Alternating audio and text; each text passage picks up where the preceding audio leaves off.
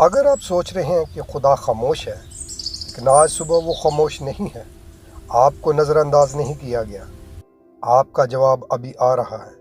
بس ابھی خدا کو پکاریں کیونکہ کچھ بدلنے والا ہے۔ آئے آسمانی باپ، آج کی اس خاموش صبح میں تیرے حضور آتا ہوں۔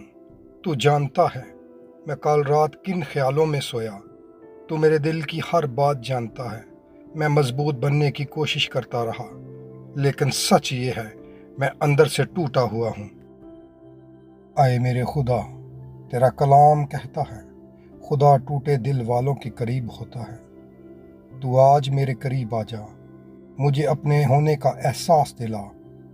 میں تھک چکا ہوں، حالات نے مجھے دبا دیا ہے، لوگوں نے شاید سمجھا نہیں، لیکن تو نے فرمایا، اے محنت اٹھانے والوں اور بوجھ سے دبے لوگوں، میرے پاس آؤ، میں تمہیں آرام دوں گا۔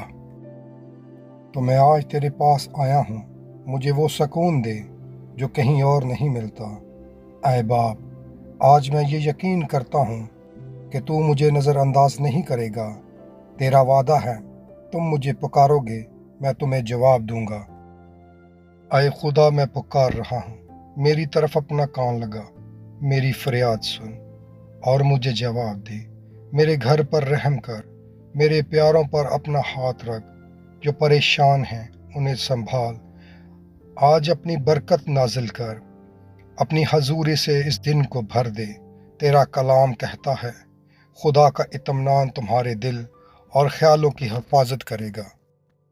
اے بزرگ خدا، مجھے وہ اطمینان دے جو ہر خوف سے بڑا ہو۔ میں آج کا دن تیرے حوالے کرتا ہوں، ہر فکر، ہر سوچ، ہر ڈر، بلکہ سب کچھ، کیونکہ تو نے کہا اپنی ساری فکریں اس پر ڈال دو کیونکہ وہ تمہاری فکر کرتا ہے۔ تو میں سب کچھ تیرے سپرد کرتا ہوں۔ اے خدا، جہاں راستے بند ہیں وہاں راستہ کھول دے، جہاں اندھیرا ہے وہاں روشنی کر دے۔ آج میری زندگی میں وہ کام کر جو میں خود نہیں کر سکتا۔